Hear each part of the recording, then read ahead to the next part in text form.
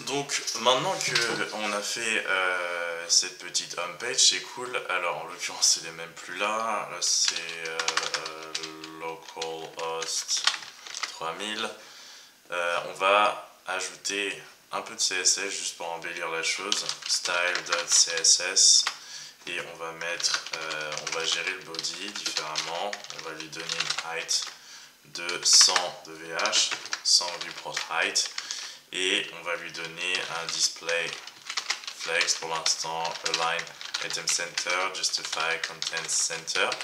C'est fait, un petit background quand même, juste pour aiguiller un peu le décor.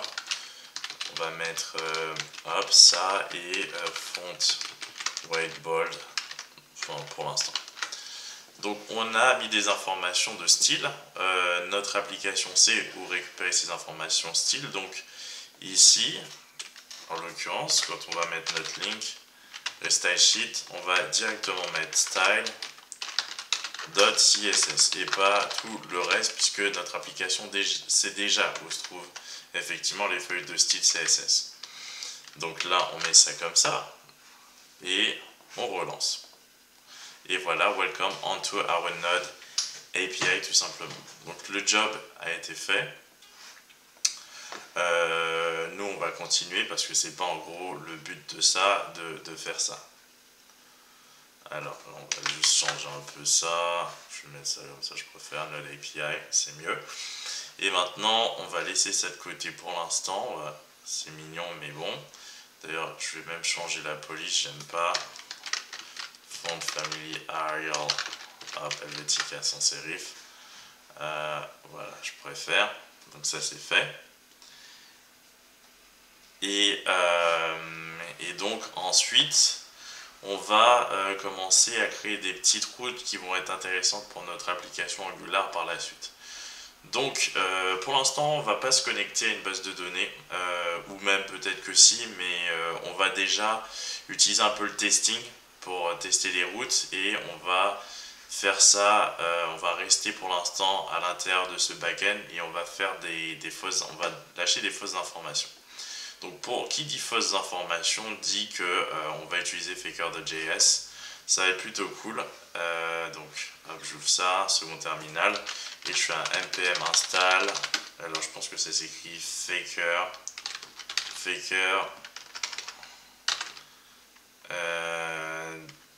Je vais juste vérifier parce que donc faker JS.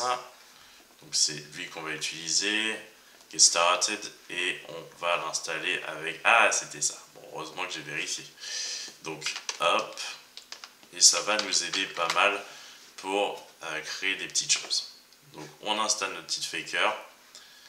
Je vous invite donc à faire des petites recherches dessus. Alors, hop, notre faker, il est bien là, c'est nickel. Et maintenant, on va pouvoir l'utiliser. Donc on va devoir créer une route qui peut l'utiliser. On va créer une route product, c'est mes routes préférées justement quand je fais du testing. J'aime bien imaginer une API qui balance, qui nous retourne des produits. Imaginez une sorte de e-commerce. Donc là on a géré cette route là, c'est cool, mais là on va utiliser autre chose. Donc on va créer un dossier qu'on va appeler route. Et étant donné qu'on a un nouvel objet domaine maintenant, produit, on va créer les routes qui gèrent les produits, donc product.js, tout simplement. Donc vous avez besoin d'Express pour créer ce que je veux pour pouvoir utiliser tout ça. On va utiliser router d'Express et donc ça veut dire qu'on va créer une variable router qui est égale à express.router qui va nous permettre effectivement, et c'est comme si on disait à l'application, écoute maintenant les routes qui vont suivre vont être des routes express. Donc là, router, première chose, on va lui donner l'information, on va lui donner la gestion d'une route get. Et la route get pour les products, ça va être la route racine. Alors comment on va gérer ça? Parce que vous me diriez, mais pourquoi tu mets pas product? Si, tout simplement parce que je vais partir du principe que toutes les routes produits vont commencer par products. Et où je vais gérer ça?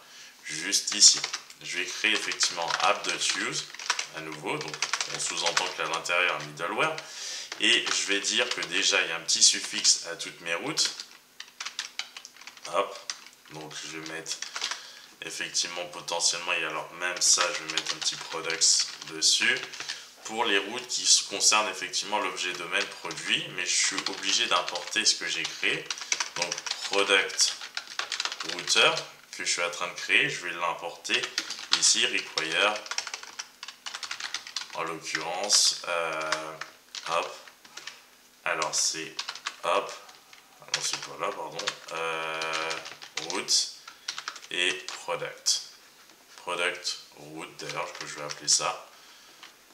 Je vais mettre ça au pluriel, comme ça ce sera beaucoup plus parlant. Product route, nickel. Donc on sait que toutes les routes products ont comme préfixe finalement ça. Donc c'est peut-être exagéré. Alors oups, qu'est-ce que j'ai fait? Peut-être que je devrais pas faire ça, mais c'est pas grave. On va dire ça, on va laisser ça comme ça pour l'instant. Hop. Ouais. Donc voilà, et donc ensuite, une fois qu'on est ici, je vous ai dit qu'on a importé, donc on prépare déjà la chose. On va exportable la route. Donc on gère celle-ci. On va pour l'instant créer notre middleware à l'intérieur. Donc, hop, le gestionnaire de route va être placé ici. On ne va pas encore faire un de ces contrôleurs. Et le truc, c'est que on va vouloir que ça nous fournisse des informations, par exemple des produits. Et là, c'est Faker qui rentre en jeu parce que j'en aurai besoin. Donc, on va chercher Faker dans la bibliothèque Faker qu'on vient d'installer, faker-js/faker. Donc, on en a besoin et ça va nous permettre de faire des petites choses assez mignonnes. Donc, on va créer un array from quelque chose, tout simplement length from up.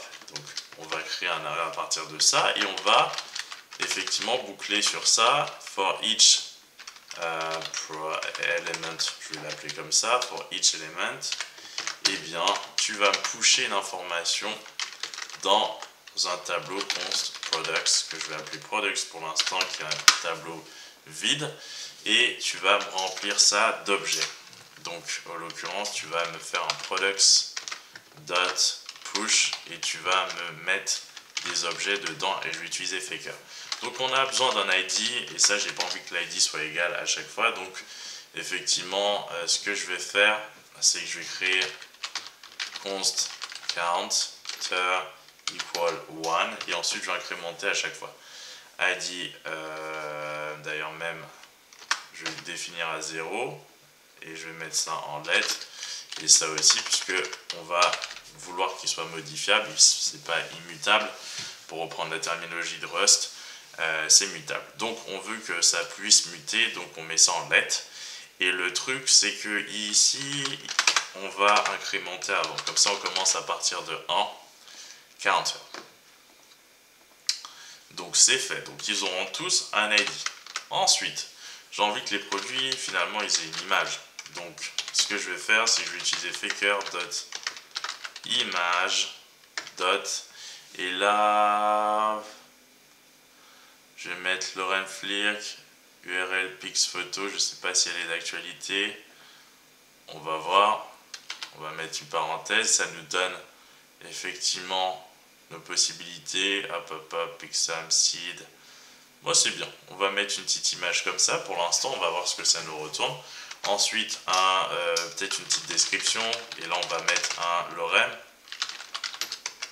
Faker. Alors, est-ce qu'on peut mettre un lorem directement? Je vais voir si ça existe. Parce que parfois, non. Alors, ok. On va mettre image. URL lorem flirk. Non, ça ne fonctionne pas. Alors, je vais aller tout simplement sur Faker pour observer l'API. On va voir le lorem, il doit être en quelque part. Hop, products, lorem, IJKL, lorem. Où il est? Lorem. Un petit paragraphe. Et donc on écrit ça, faker.lorem.paragraphe. Ok. Faker.lorem.paragraphe tout simplement. Ok, on veut que ce paragraphe fasse 2 lignes, voilà, ou 3. On va mettre 2 lignes pour le coup. N'oubliez pas la petite virgule. et on va imaginer un price. Et là, on a sans doute l'ORM aussi pour la gestion des prix. Je vais faire une petite recherche, price. Hop, mince, price. Wow. Bon bah, écoutez, j'arrive pas à mettre l'information. C'est pas ici que je vais la mettre, c'est ici, price. Voilà, très bien. Et là, j'ai besoin d'un commerce price, par exemple. Super. Je vais utiliser ça, ça me dérange pas du tout. Copie. Et on va pouvoir mettre ça CTRL-V, tout simplement. Donc là, on a des petites informations. On sait qu'on aura donc 5 produits. Et on va les retourner. Donc en réponse, rest.status 200. Pour l'instant, on ne fait aucun contrôle. Hein. C'est juste vraiment le BABA, JSON. Et on balance les produits products, tout simplement. Donc là, on va tester tout de suite cette route pour voir si elle fonctionne déjà. Donc on se place ici. On sait que c'est API/products. Et ça nous retourne bien les informations avec les images, avec notre paragraphe sur la description et avec un prix. Un prix qui est en chaîne de caractères. Donc on va dire que pour l'instant ça ne nous gêne pas, mais on ne sait jamais. Donc voilà, vous avez toutes vos informations et votre route, elle fonctionne complètement. On délivre bien les produits.